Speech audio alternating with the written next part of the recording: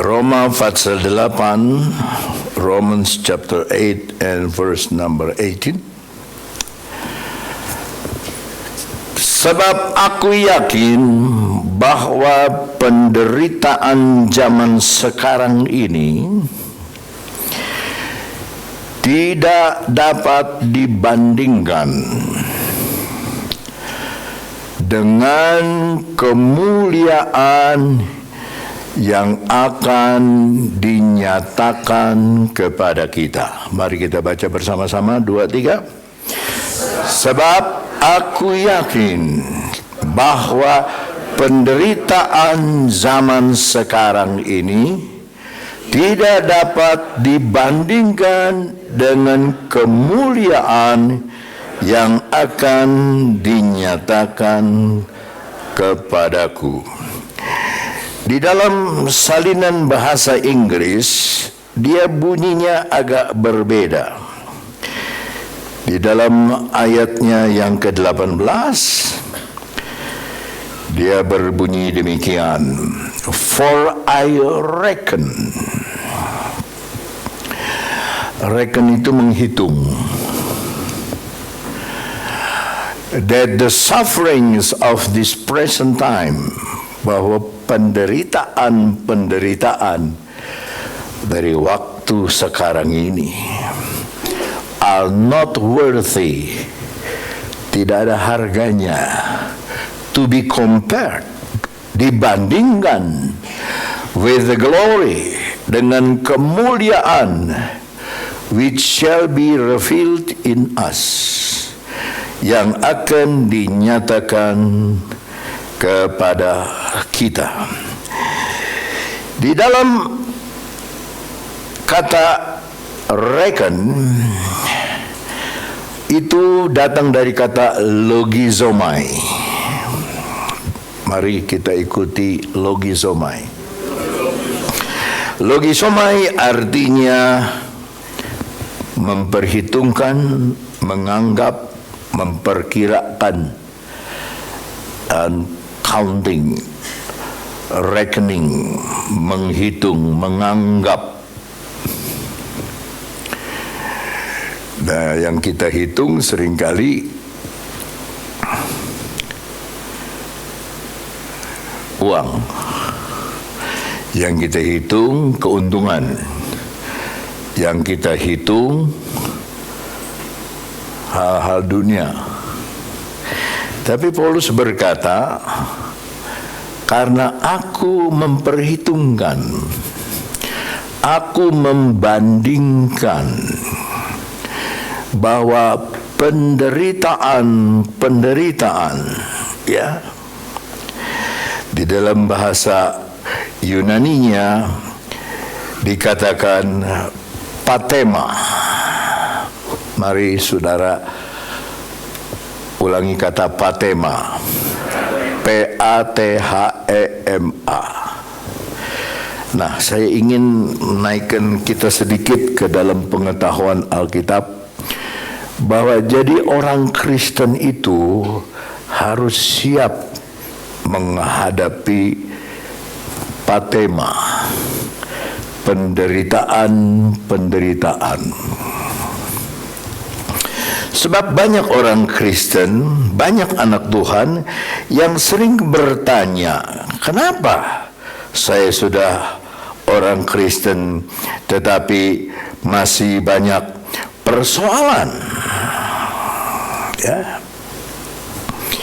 Maka judul khotbah saya pada pagi hari ini adalah hal-hal yang akan datang. Semua berkata, banyak hal yang kita tidak tahu tentang akhir dari hidup kita, bahkan akhir dari dunia ini. Bagaimana kita mengakhiri hidup? Bagaimana dunia berakhir? Apa dengan perang? Apa dengan gempa? Apa dengan perang nuklir? Apa dengan perang dunia ketiga? Ya, tetapi kita tidak tahu. Itu sebabnya bintang meramal sangat disukai. Itu sebabnya tukang kuamia disukai, karena orang nggak Kristen, nggak non-Kristen senang memperkirakan apa yang akan terjadi di hari depan. Tetapi Allah memberikan kepada kita satu asuransi sama-sama. Insurance, asuransi, keyakinan, asuransi. Ya, dan kalau saudara punya asuransi, kalau mobil saudara masukkan asuransi, tidak usah takut tabrakan sebab asuransi yang bayar. Tidak usah takut kerusakan sebab asuransi yang ganti. Tidak usah takut baret karena asuransi yang ganti. Nah, asuransi ini tidak dilihat oleh orang Kristen. Asuransi ini tak nampak oleh orang Kristen. Yang nampak persoalan, dan persoalan, percobaan dan percobaan. Ya, itu yang nampak setiap hari. Dan itulah yang menjajah kita, yang menguasai hidup kita dari hari ke hari. Itu persoalan, itu percobaan, itu penyakit, itu kesakitan, itu masalah. Kita lupa kita punya asuransi. Allah memberikan kita asuransi yang kita harus terima dengan penuh sukacita untuk menghadapi hari depan kita. Tahukah saudara bahwa hari depan gereja, hari depan saudara itu luar biasa? Saudara, seringkali kita melihat hari depan itu seperti langit yang mendung. Buktinya yang hari ini banyak yang tidak hadir karena langit mendung. Dia lupa bahwa di atas langit mendung itu ada yang cerah, ada matahari, ada yang terang, ya, ada yang menerangi segala kehidupan di dunia ini. Puji Tuhan. Nah, lalu Rasul Paulus katakan dia multiple trials, macam-macam kesusahan. Saya tidak tahu apa kesusahan saudara. Saya tidak tahu apa masalah saudara. Saya tidak tahu apa peperangan saudara. Yang saya tahu, kita semua punya asuransi. Kita semua punya apa, saudara? Asuransi. Ya. Setiap orang yang sudah pernah mengalami fraction itu, secercah kesulitan, secercah kematian, ya, saya mengalami itu waktu anak saya meninggal, waktu ibu saya meninggal, waktu ayah saya meninggal, waktu teman baik saya mengkhianati, waktu orang yang saya percaya ngebohongi saya, macam-macam. Tapi ya Tuhan tuh penuh baik, Dia tidak fokuskan mata saya kepada percobaan, Dia fokuskan mata saya kepada asuransi. Jadi kita tidak dituntut macam-macam oleh Tuhan. Kita diminta cuma satu hal, percaya bahwa hari depan itu adalah hari yang baik bagi saudara-saudara sekalian. Ya, sebelumnya kita teruskan, kita mau membuka dulu apa yang ditulis oleh Filipi 1 ayat 29. Dalam Filipi 1 ayat 29, Rasul yang sama berkata begini, sebab kepada kamu dikaruniakan bukan saja untuk apa? Percaya. Nah, ini yang diminta lebih Tuhan, percaya. Dan kita semua gampang untuk percaya kepada Kristus, melainkan juga untuk menderita untuk Dia. Nah, kita tidak mau bagian kedua, kita mau bagian yang pertama. Manusiawi, ingin enaknya, tidak enaknya tidak mau. Tetapi ini hal berjalan bersama-sama. Tetapi kenapa kalau kita kembali kepada Roma 8, kenapa Paulus berkata, kembali lagi Roma 8, sebab aku yakin bahwa penderitaan, patema, zaman sekarang ini, yang saudara alami, yang saya alami. Lalu Paulus memakai sebuah kata, tak sebanding.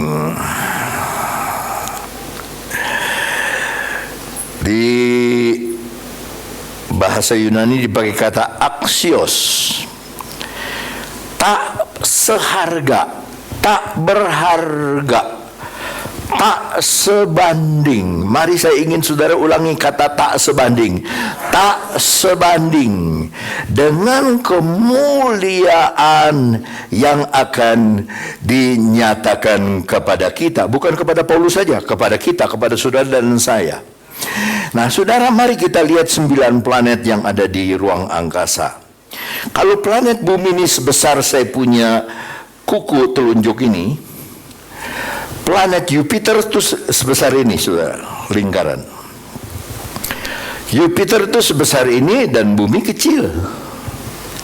Di bumi yang kecil ini ada 7 miliar orang yang masih hidup. Kalau dihitung dengan yang meninggal, yang sudah dikubur, yang saya tidak tahu berapa. Di bumi yang kecil ini Tuhan memelihara kita. Sedangkan di planet yang besar, kalau bumi ini sebesar Jupiter, 100 kali dari 7 miliar, mungkin 1000 kali bisa tinggal di Jupiter.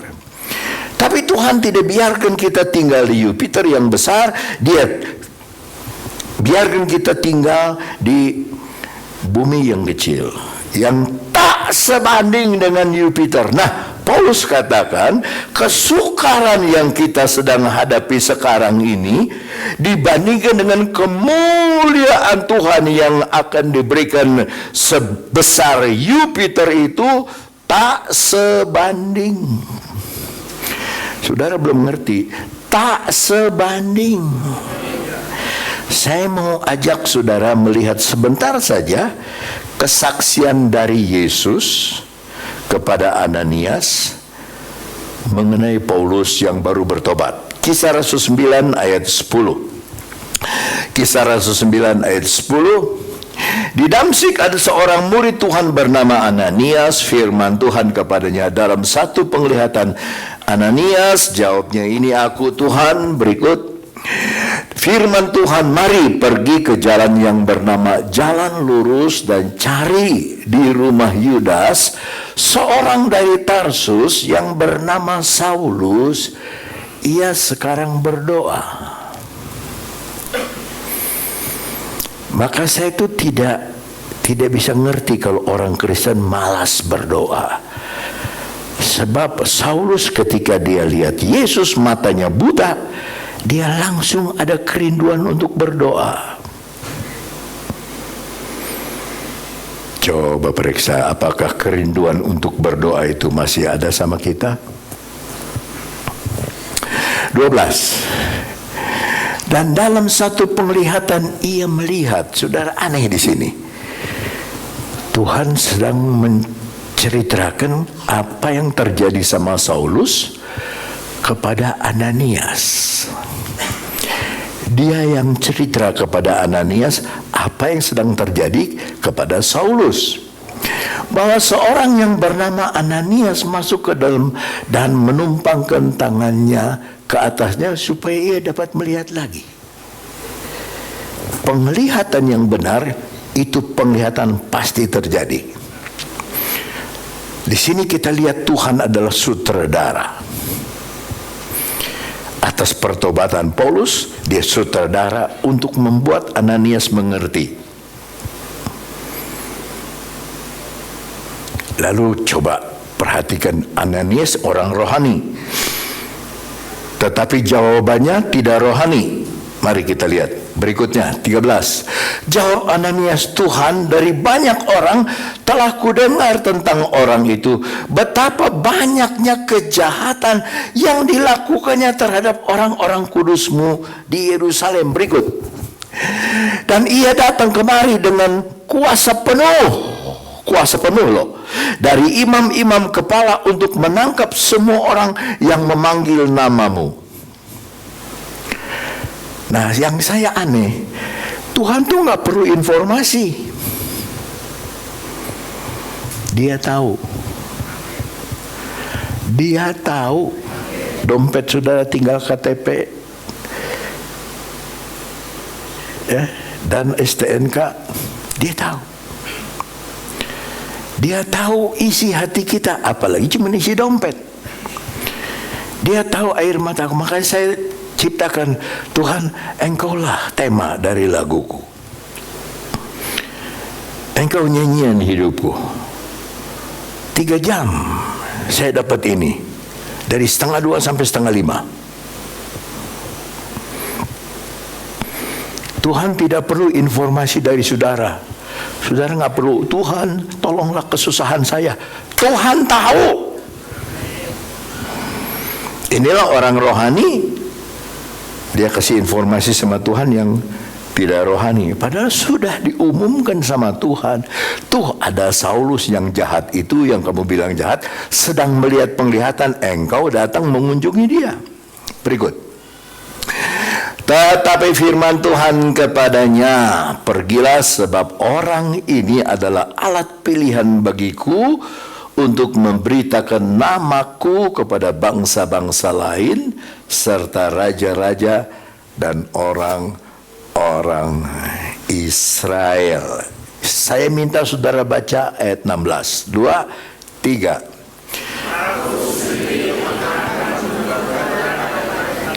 Betapa banyak. Stop. Bukan betapa banyak mobilnya, betapa banyak kekayaannya, betapa banyak hartanya, betapa banyak. Tidak. Betapa banyak penderitaannya.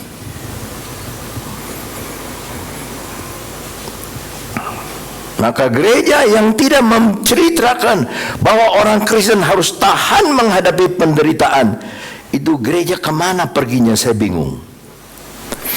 Gereja yang hanya khotbah sukses, sukses, sukses, berkat, berkat, sukses, sukses, sukses,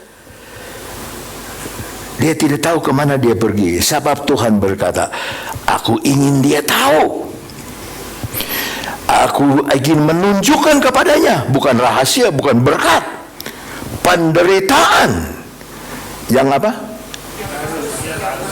Ada penderitaan yang kita tidak harus tanggung, tapi ada penderitaan yang harus kita tanggung. Yang tadi Filipi 1:29, kepada kita bukan hanya percaya, tetapi diberikan juga karunia untuk menderita bagi Kristus.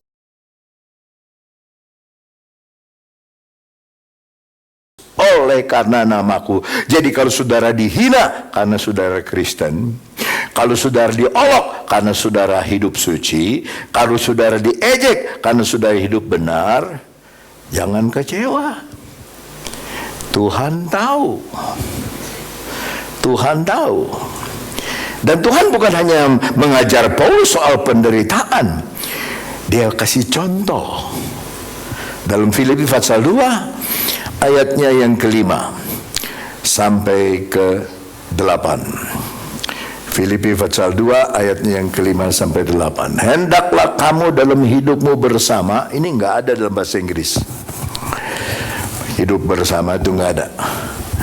Menaruh pikiran dan perasaan yang terdapat juga dalam Kristus Yesus, 6, yang walaupun dalam rupa Allah tidak menganggap kesetaraan dengan Allah itu sebagai milik yang harus dipertahankan. Lihat, dia setara dengan Allah, dia tidak anggap milik itu. Berikut, melainkan telah mengosongkan dirinya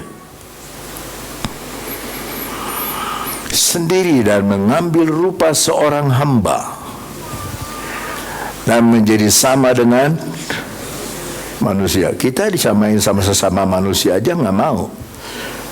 Tingkatan kita lain. Kita very important person, dia very important person. Nggak bisa bergaul sama kita. Kita jet set, dia jet yang masuk ke laut. Oh, nggak bisa. Ayat 8. Dan dalam keadaan sebagai manusia, ia telah merendahkan dirinya dan taat sampai mati, bahkan sampai mati di kayu salib. 89.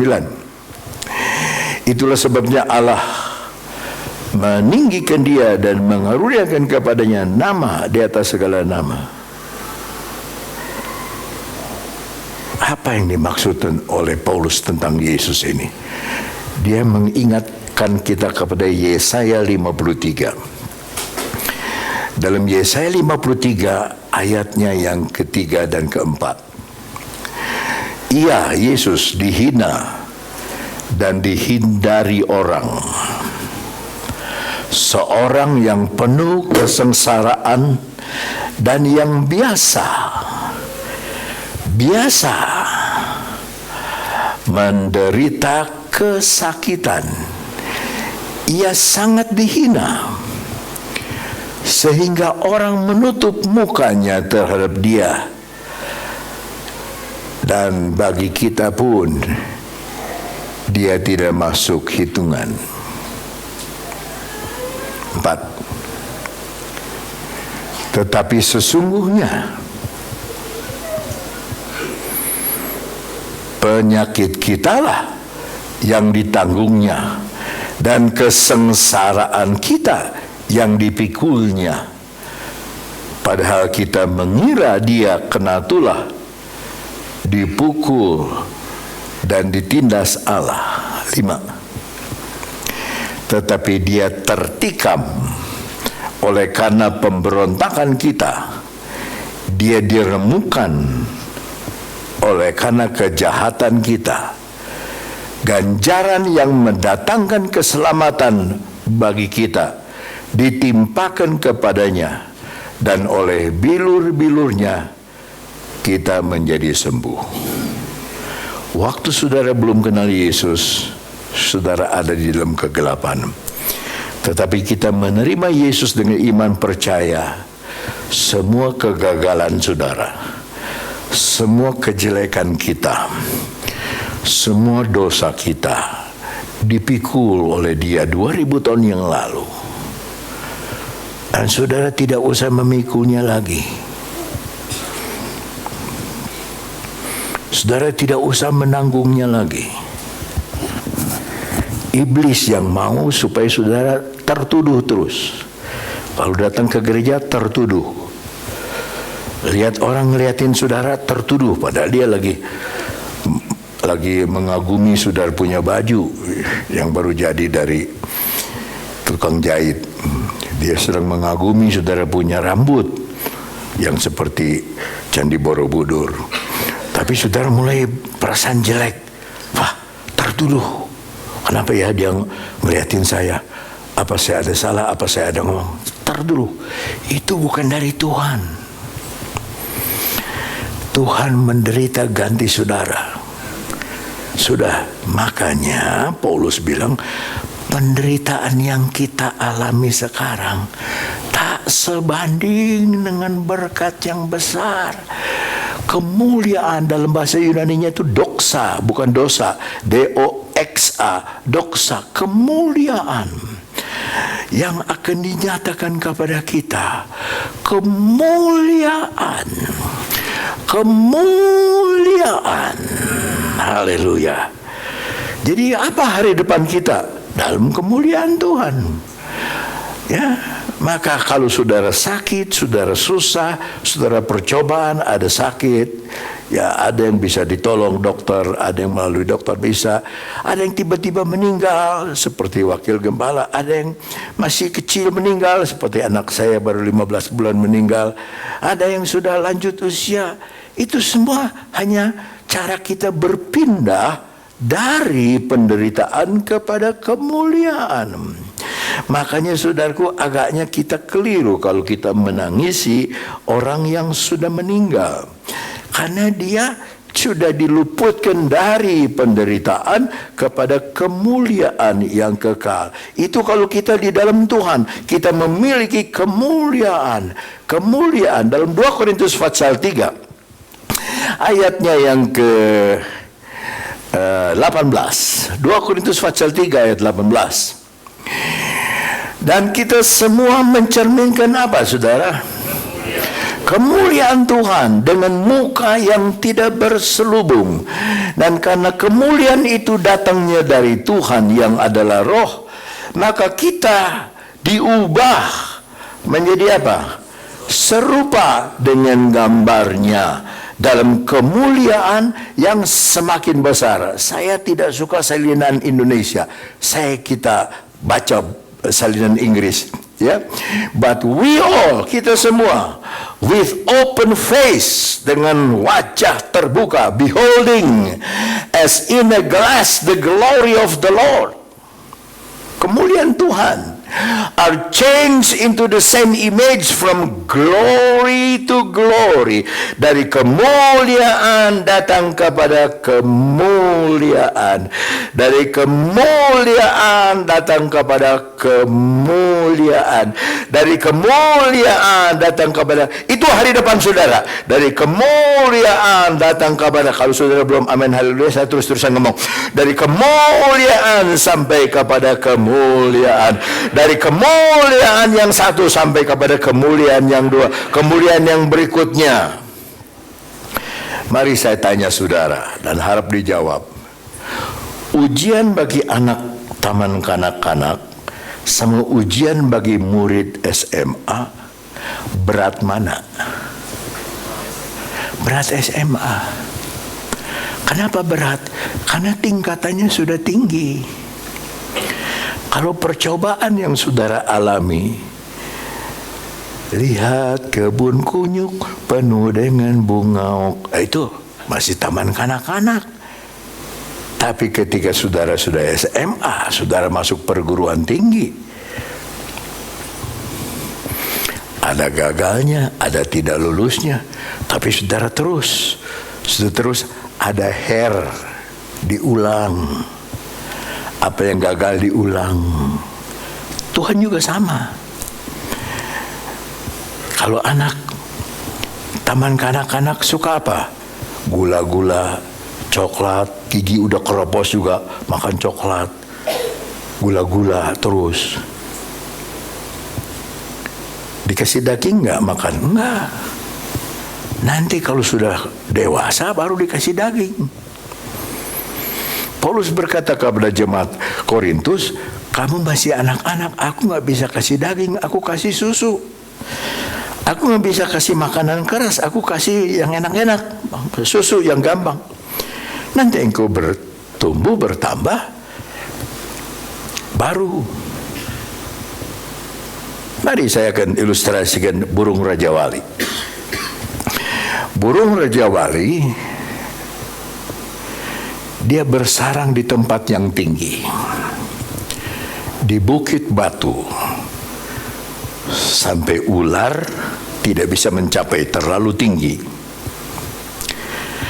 Ya, terlalu tinggi.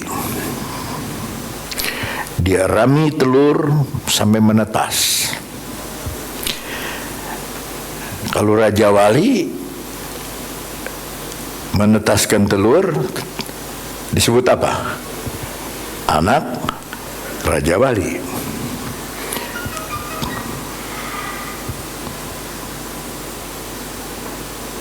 Saya tunggu sampai dimatikan. Matikan. Sekarang juga. Matikan. Sebelum nyawamu meninggal. Apa yang terjadi saudara? Anak Raja Wali. Apa dia sudah bisa terbang?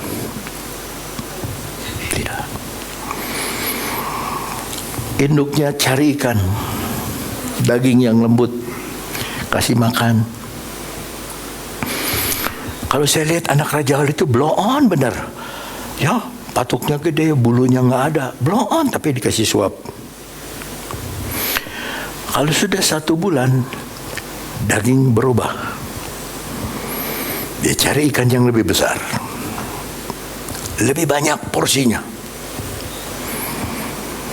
Sudah beberapa bulan, dia tangkap ular. Dia kasih makan daging ular. Jadi si anak Raja Wali ini tiap bulan berganti makanan, berganti diet. terus bertambah. Sudah lebih besar lagi, induknya dia tangkap kelinci. Tangkap kelinci itu kepalanya saja, mati langsung. Bawa, dagingnya lain. Sampai satu kali sudah besar, dia tangkap monyet. Monyet yang sedang di pohon disambar cepat sekali, dan dia bisa menyambar begitu di dalam antar pohon. Dapat. Belum sampai di sarang sudah mati itu monyet. Dikasih makan. Tahu saudara, bulu-bulu mulai bertumbuh, tapi belum bisa terbang.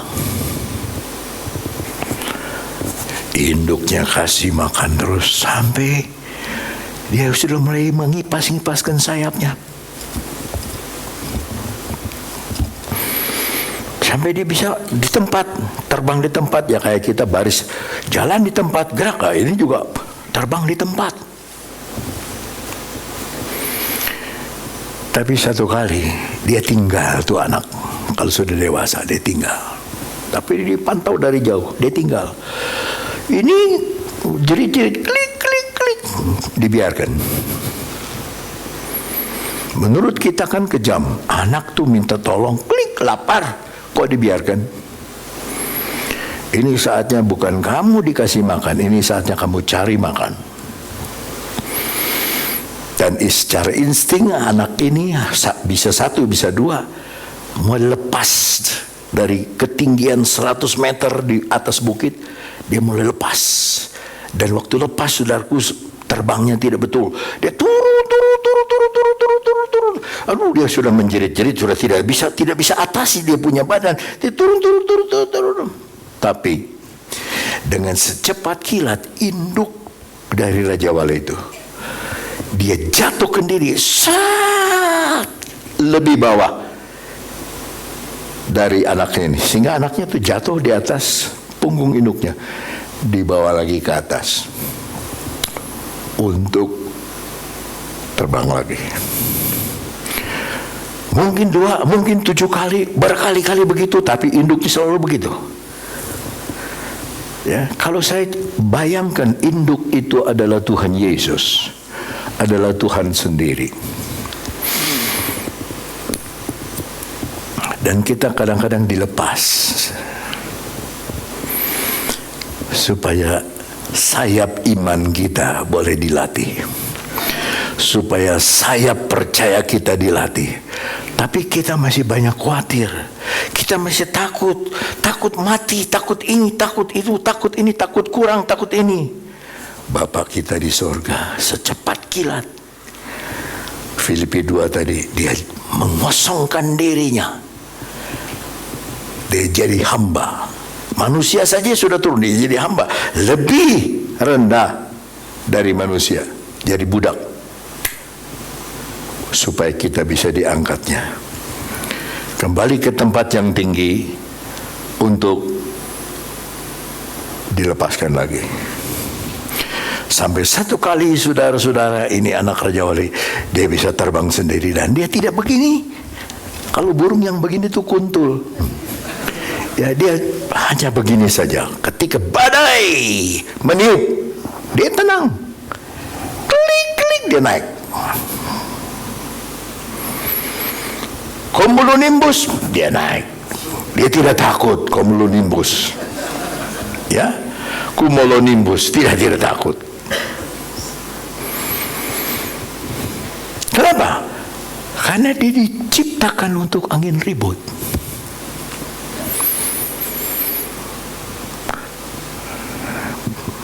Ku mau terbang tinggi bagai Raja Wali. Sudah nggak suka pikir itu. Dan melayang tinggi dalam, bukan dalam penderitaannya. Kan menderita udah kita keplek nggak bisa sendiri. Diangkat sama Tuhan lagi. Saudara, aja anak saudara yang jalan.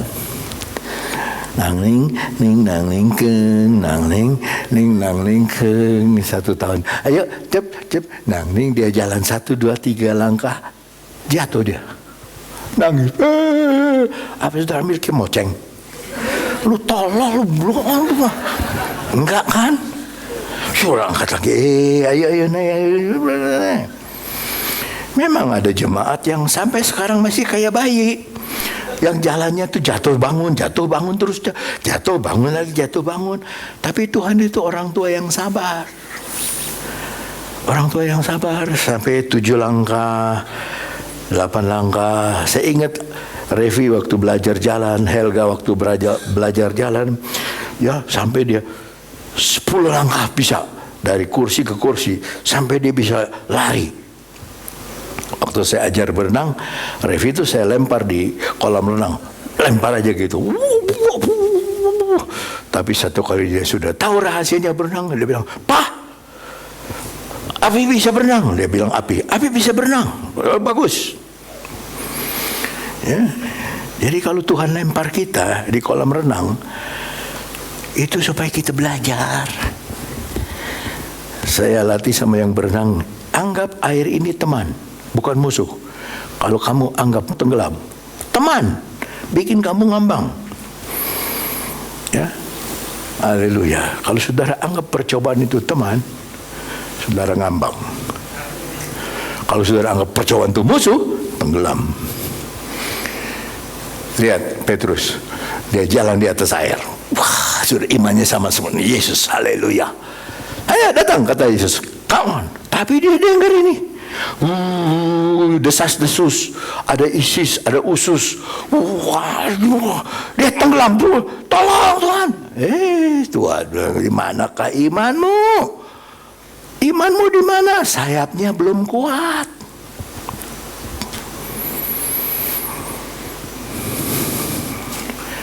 Jadi setelah saya pikir-pikir ini, memang kemuliaan Tuhan itu luar biasa. 1 Korintus 12 ayatnya yang ke-6.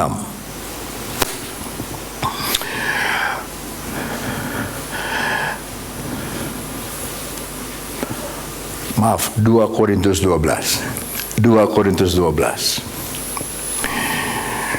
Sebab sekiranya aku hendak bermegah juga,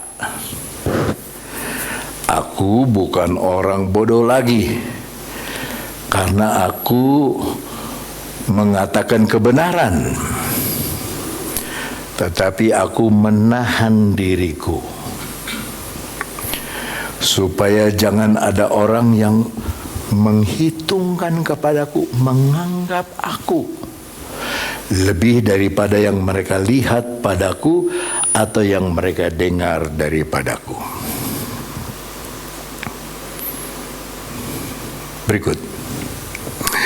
Dan supaya aku jangan meninggikan diri karena pernyataan-pernyataan yang luar biasa itu.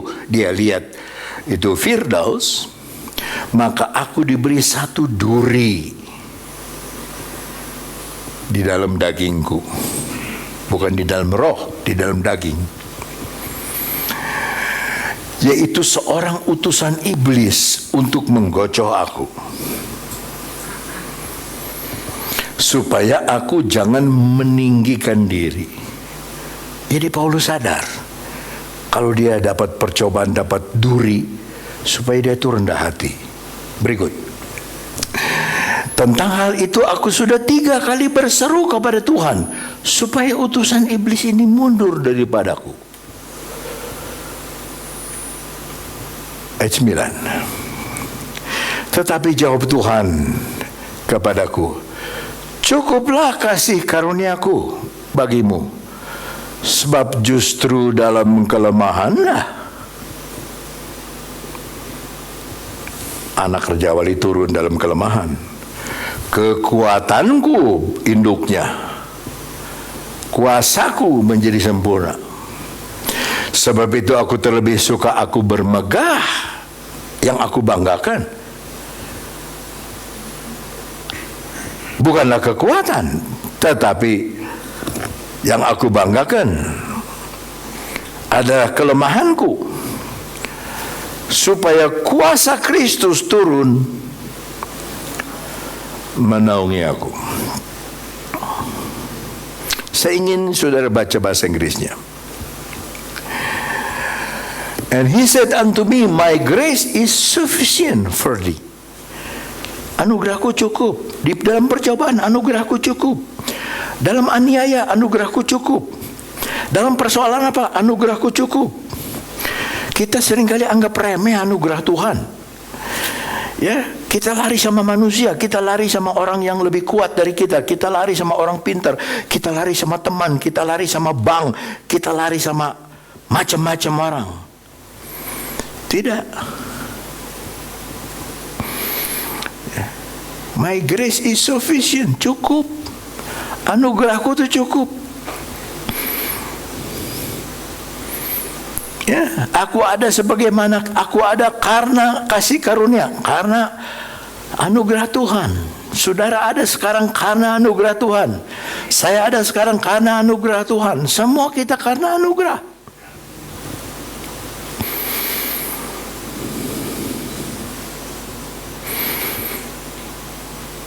Saya rasa saudara tidak ada yang bisa setelah Yesus ya dibandingkan dengan penderitaan Paulus dalam perjanjian baru dan Ayub dalam perjanjian lama. Paulus itu dalam surat Korintus disebut begini, aku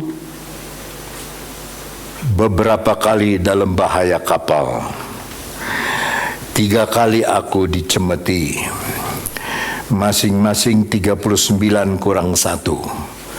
Sebab hukum Roma kalau seorang sudah dicemeti 40 kali nggak boleh cemeti lagi. Tapi supaya mereka bisa pukul lagi, dicemetilah 39 kali. Supaya lain kali ada salah, lain kali Paulus beritakan Yesus lagi, 3 kali aku dicemeti. 3 kali aku dibalun. Dibalun itu dengan tongkat yang diputar cepat lalu dipukulkan di punggungnya. Dalam bahaya laut, dalam bahaya penyamun, dalam bahaya kelaparan, dalam berpuasa. Ya, kalau Paulus hidup zaman sekarang tidak ada gereja mau jadikan dia gembala. Karena saya baca di dalam biografi Paulus itu hidungnya bengkung,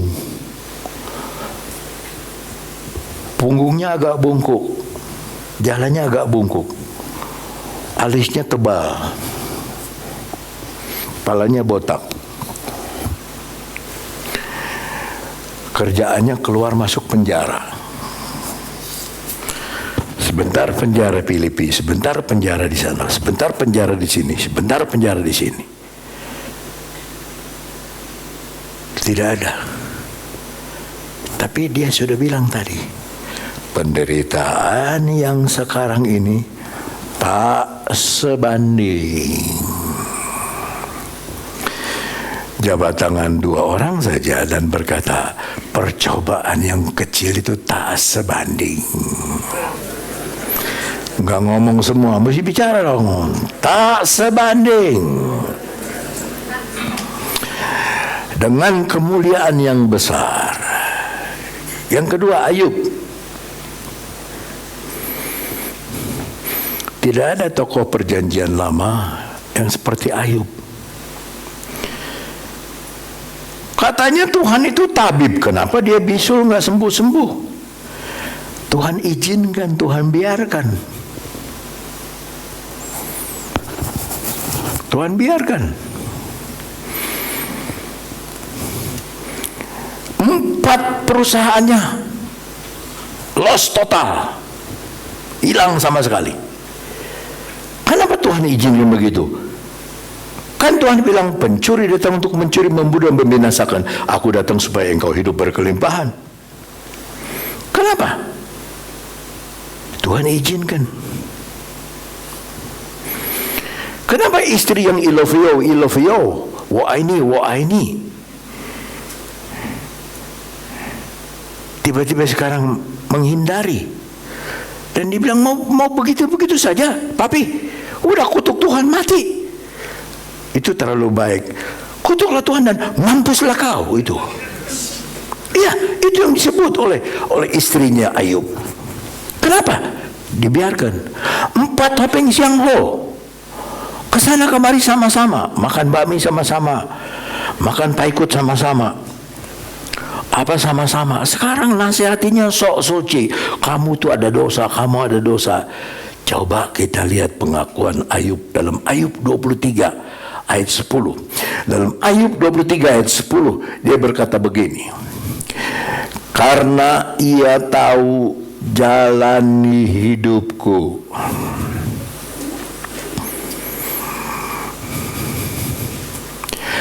karena ia tahu jalani hidupku. Ayub bilang, Tuhan saksinya hidup saya.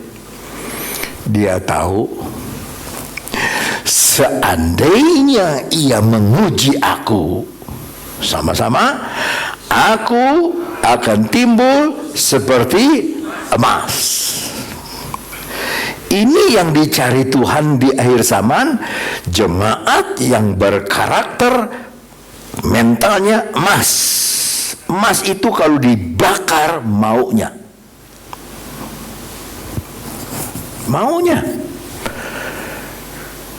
Kalau dia mencobai aku akan luput seperti emas. Nah, Petrus menjawab dalam 1 Petrus 4 ayat 12. Dalam 1 Petrus 4 ayat 12, saudara-saudara yang kekasih, jangan kamu heran akan nyala api siksaan yang datang kepadamu sebagai ujian. Seolah-olah ada sesuatu yang luar biasa terjadi atas kamu. Katanya Yesus pelepas, katanya Yesus ada damai. Kenapa saya susah? Kenapa saya sedih? Kenapa saya menangis? Kenapa ada problem? Kenapa perdagangan saya begini? Kenapa begini? Kenapa begitu? Jangan kamu heran. 13. Sebaliknya apa? Bersukacitalah sesuai dengan bagian yang kamu dapat dalam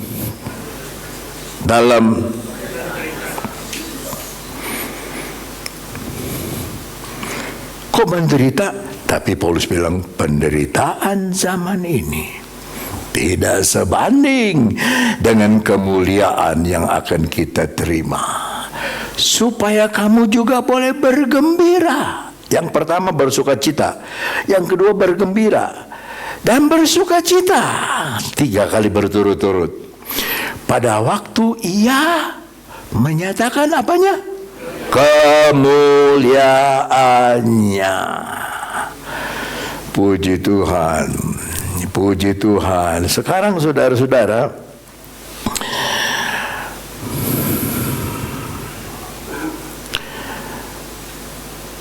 dunia sudah dikuasai antikris. Dari internet sampai mobil. Saudara lihat di metro ya, ada orang yang lihat berapa gambar gitu, terus diginiin, ngegedein. Itu sudah terjadi. Nanti Asian Games 2018 akan dipakai di Jakarta dan Palembang. Jadi kalau saya foto Pak Waluyo, saya foto cepet, hasilnya tuh saya giniin. Kok Pak Waluyo ada di situ?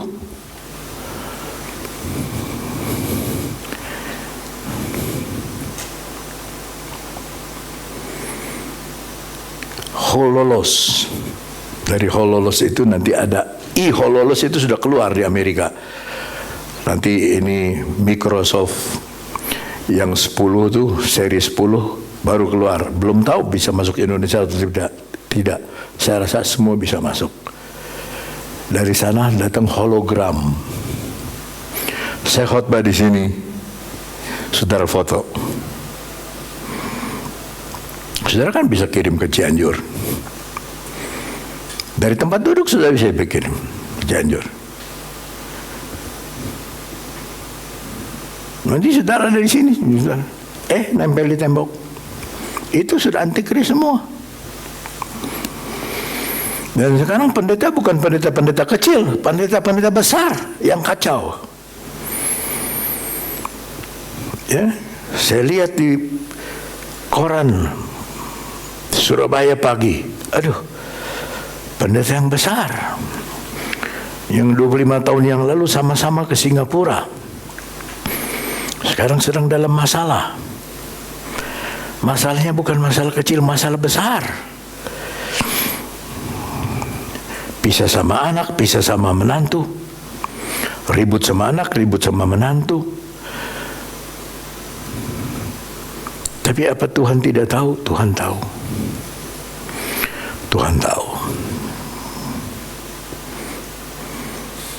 Tapi penderitaan yang kita alami sekarang, beban yang saudara alami sekarang di bawah tekanan itu, patema, tidak bisa dibandingkan dengan doksa kemuliaan yang akan dinyatakan apokalipsis, dinyatakan kepada kita. Perjamuan kudus bagi iblis adalah kekalahan Kristus, tapi bagi Kristus dan gereja kemenangan Kristus. Ya, coba lihat Yesus, nggak pernah dia ngutuk musuhnya. Waktu dia disalib sudah mau mati, dia masih bilang, ya Tuhan ampunilah dosa mereka, karena mereka tidak mengerti apa yang mereka perbuat. Sama dengan Stefanus waktu dirajam sebelum mati, ya Tuhan ampunilah dosa mereka, karena mereka tidak tahu apa yang mereka perbuat. Sama dengan Paulus yang berkata di dalam Timotius, di dalam Tesalonika, kiranya kejahatan ini tidak dibalaskan kepada mereka. Tidak ada kata-kata yang mengutuk, tidak ada kata-kata yang pahit. Kenapa? Karena dia tahu sengsara yang kecil ini tak sebanding dengan kemuliaan dari Tuhan. Jadi saudara lihat hari depan saudara penuh kemuliaan. Ya, mari pelayan perjamuan maju ke depan.